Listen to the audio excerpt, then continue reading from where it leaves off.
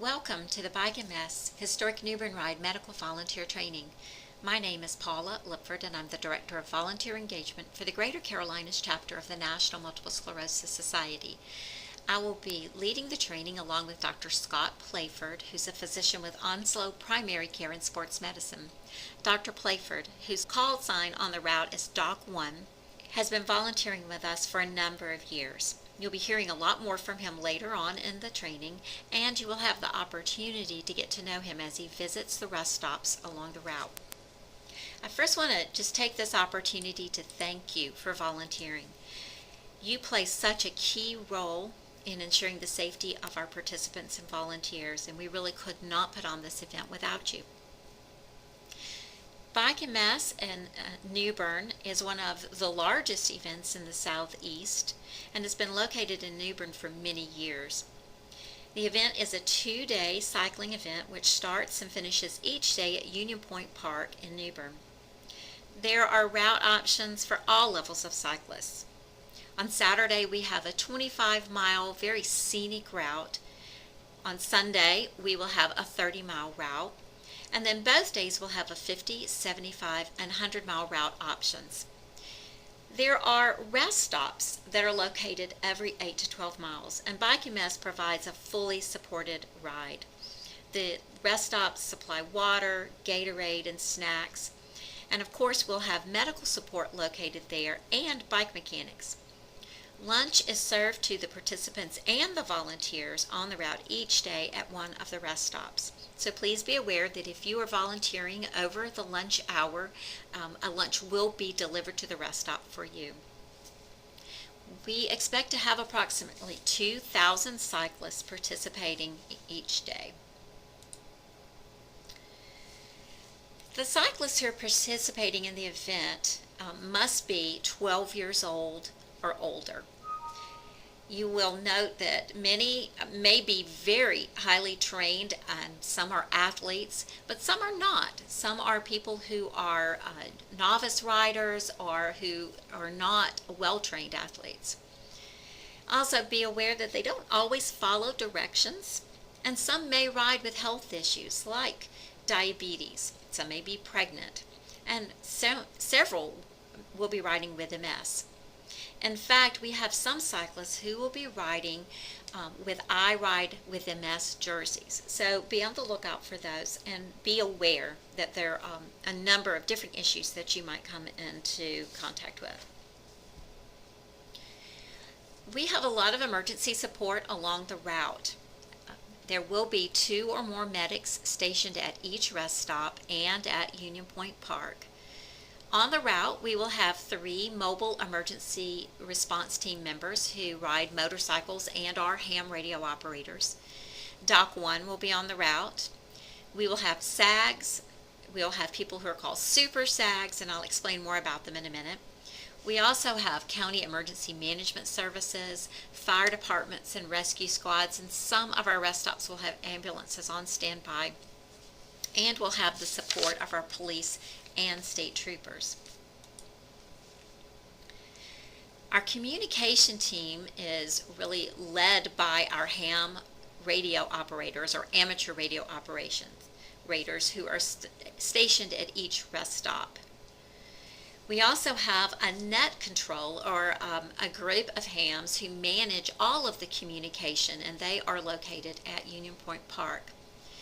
Hams serve also as support and gear or SAG drivers on the route, and those SAG drivers are available to pick up cyclists who are in need and transport them to the next rest stop. One of the keys to being a medical volunteer at a rest stop is the first thing you need to do is make sure you meet and make friends with the ham, because the ham is your link to all of our emergency communication. And please remember that in any emergency situation, tell your ham. As I mentioned, we have Motomedics or Mobile Emergency Response Team members on the route. Motomedic 1 is Dr. Bill Price. He is an associate professor of emergency medicine and works at ECU. We have Motomedic 2, Hyman Denby, who's an EMT, an RN, a paramedic, and a firefighter. And then we have Motomedic 3, Jay Oswald, who is an emergency medicine PA. They ride the route and are equipped with ham communication and are part of that emergency communication team. As I mentioned, Dr. Playford is our Doc 1 on the route. Dr. Playford is usually assisted by a nurse or an EMT, and he rides the route and checks in with our rest stop medics. So if you have a question or a concern, he is available to answer those for you. He's also available for a consult, as are our Motomedics. Should you have a question or should you have an emergency and you would like some additional advice on dealing with the emergency. Dr. Playford may or may not have a ham with him, but he will be directed by net control. So should you need a consult and you want to communicate that to your ham, our net control will communicate directly with Dr. Playford and communicate your question to him. As I mentioned, we have SAG vehicles and Super SAG vehicles on the route. SAG vehicles are support and gear vehicles driven by hams. They might be the ham radio operator's personal vehicle or one that is owned by or rented by the society. And they patrol the route. What they do is if a cyclist is unable to continue or it has a difficulty or problem, that SAG will pick the cyclist up and take them to the next rest stop. They act as our eyes and ears along the route. If a cyclist has had a flat tire or is having a problem with their bike or is feeling has a difficulty along the route, they know to signal the SAG drivers as they pass by. And SAG drivers are directed by a central SAG driver named SAG 1, who knows where the SAGs are along the route and will direct them to move on to different rest stops and different zones within the routes. Super SAG vehicles are 2 15-passenger vans and 2 buses, and they are usually located directly at the lunch rest stop. The 2 15-passenger vans wait until there are enough people who need to go back directly to the start-finish line, and they will transport people who are done for the day back to the start-finish. Our 2 buses are stationed at lunch for the purposes of evacuation should there be bad weather and should we need to get cyclists off the route quickly. Now, Dr. Playford is going to give you more information about your job as a medic. Okay, thank you.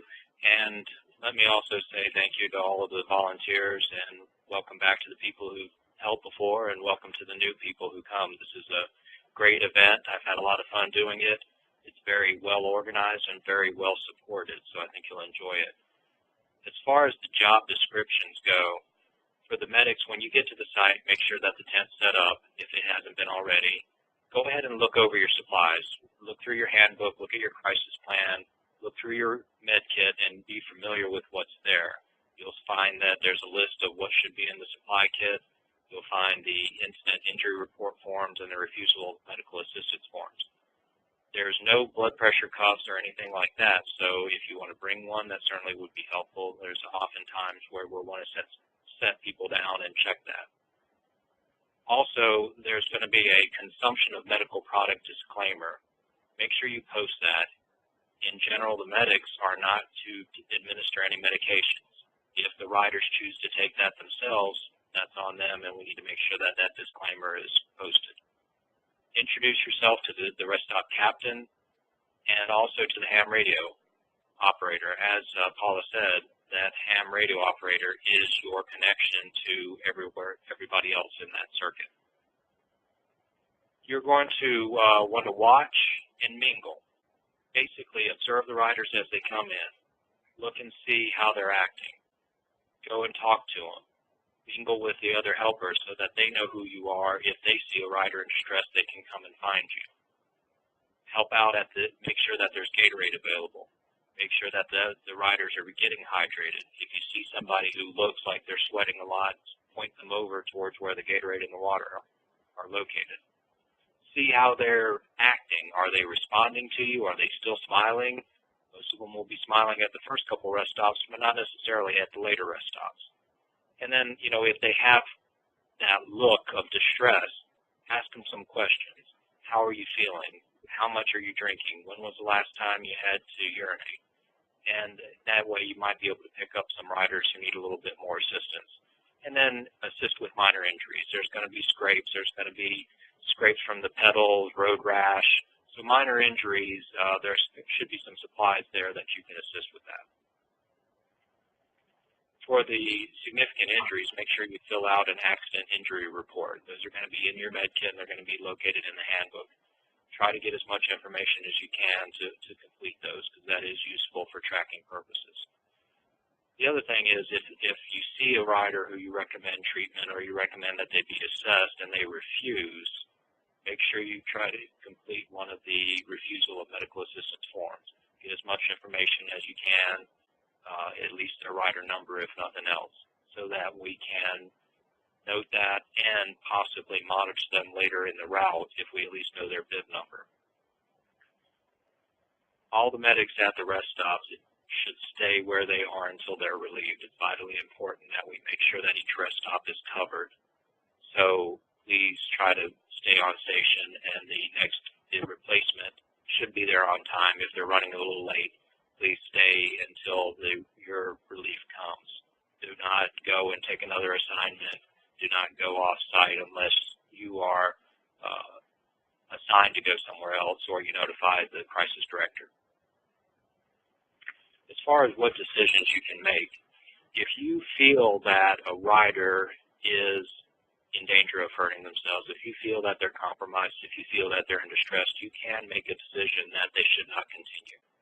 If there's any question about that, the easiest thing is to get your ham operator to call either myself or one of the moto medics to come, and we'll be the bad person if we need to. But you do have the right to stop them and say, no, we want you to wait for the medic to get here. If they refuse, then fill out one of the forms, get their bib number, and make sure and notify net control so that we can keep an eye on them.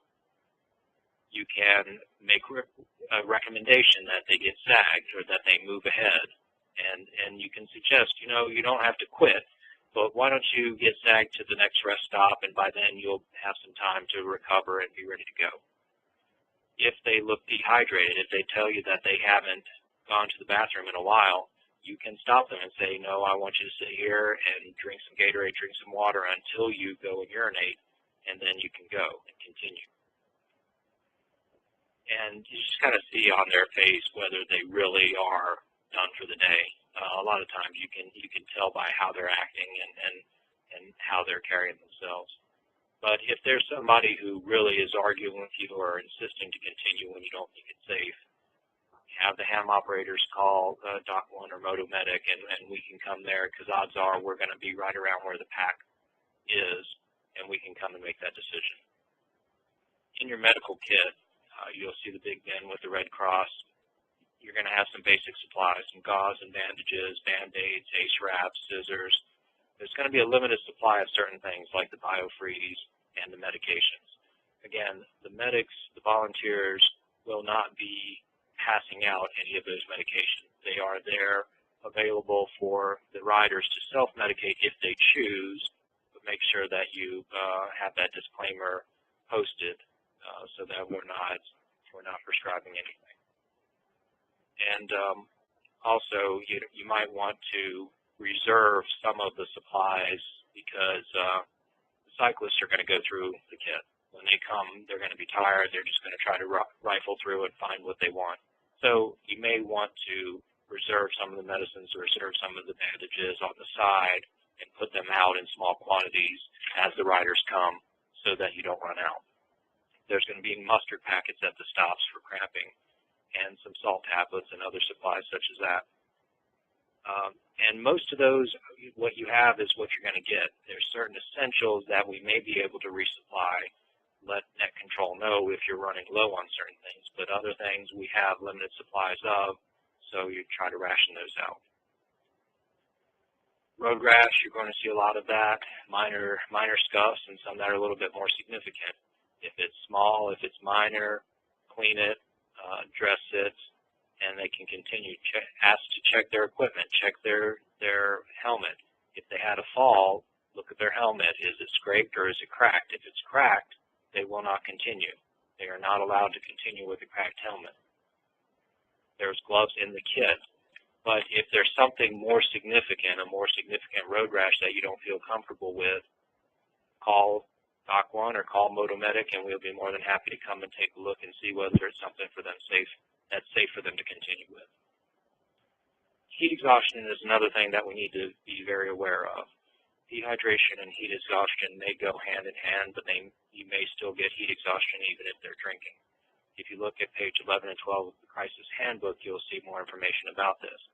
But if they're coming in and they're looking more confused, they're having cramping, nausea, fatigue, dizziness, pale, profuse sweating, rapid heartbeat, if they look like they're fainting, if they're describing dark-colored urine, that's somebody that we need to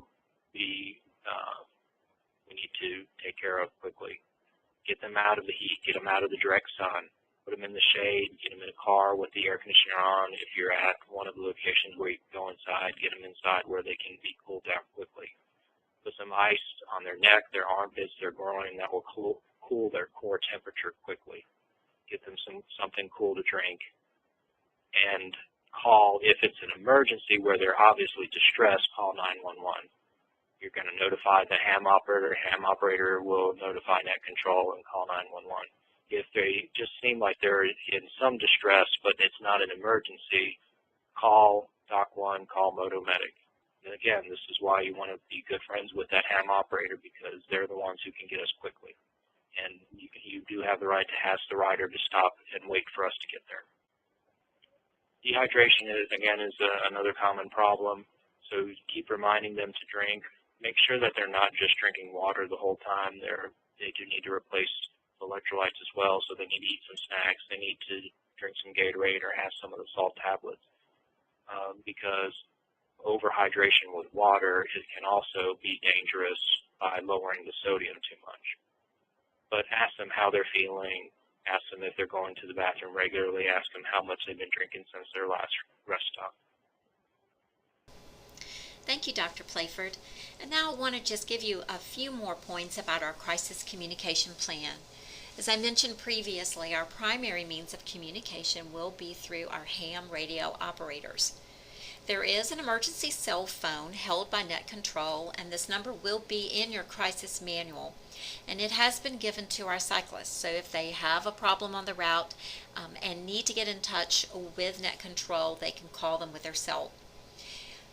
I also want to remind you that we always identify our cyclists by their rider number on their bibs. We want to protect the privacy of those who are injured, and we only refer to our cyclists by bib number. And remember, too, that we operate on a need-to-know basis. We don't discuss the injuries or problems or incidents with anyone else who does not need to know. The closest hospital for the entire route is Carolina East Hospital, and that's where any transports will be taken. Remember that if you feel it's necessary and the situation warrants it, call 911. But be sure you also tell your ham to notify Net Control so that all of the staff and people on the route are fully aware of what's going on. The closest mobile medic will also be called, and then we'll have really the final decision on medical issues on the route. When there is an incident or an injury, the first medic on the scene is in charge of that medical emergency until medical personnel with a higher authority arrives on the scene. The process is then that first medic will then release the patient into care of the new medic once they feel like that medic has all the information that they've obtained. And the first medic will then verbally release the patient to the new medic. So our crisis communication at the rest stop, it's really important that you're monitoring and responding to cyclists in need, and then you're advising the ham to notify Net Control if there is further care is deemed necessary. So if there needs to be a transport, Someone needs to be sagged back to start finish. And then, as I mentioned, if an emergency situation arises, call 911 and advise the ham to notify Net Control and the closest mobile medic. And if you are concerned about a cyclist continuing, please advise the ham to notify Net Control and request one of our medics to come and give you a consultation. Also be aware that the official spokesperson for the event will be listed in your crisis manual. The official spokesperson is the only person who can comment on any transports, any injuries, any incidents. Do not share any information or try to answer any questions about the incident, serious or otherwise, to anyone except the police and Net Control. Don't share information about any situations with anyone, even after that situation has been resolved. It's really important that we don't speculate or give our opinion about something. And if you're asked about an emergency situation, please reply, "I'm a volunteer." You will have to ask the media spokesperson on staff. Also be aware that sometimes we have news media who want to ask questions about previous events. Perhaps something has happened and an incident's happened in a previous event. If that happens, please give that same answer. "I'm a volunteer." You'll have to ask the media spokesperson on staff. A word about confidentiality. There will be some cyclists who are wearing the I Ride with MS jerseys. And we just want to make sure that we don't take an opportunity when we see someone wearing the I Ride with MS jersey to assume that this person is willing to disclose their status of having MS with just anybody. So when you see someone, always take the lead from that person and don't discuss it outside of the event. Say you are back at the Saturday evening event and you see that person and you know them and you have a mutual friend and you say, "Oh, I didn't know so-and-so had MS." Obviously, we want to be careful to protect the confidentiality of our participants, and so please just refrain from doing that. And lastly, I want to ask you to just make note of my email address and my phone number. And if you have any questions after the training, please contact me by email or phone. And I can pass any clinical questions or anything that needs to be passed to Dr. Playford. And I might be able to answer those questions myself. And please, if you are unable to fulfill your assignment for any reason or at any time, please email me. I will have my email available while we're at the event, and it would be really helpful so that we can redirect someone else to fill your position. Again, thank you so much for sharing your expertise and your medical knowledge with us. You play such a valuable role, and we appreciate all that you do. Thank you.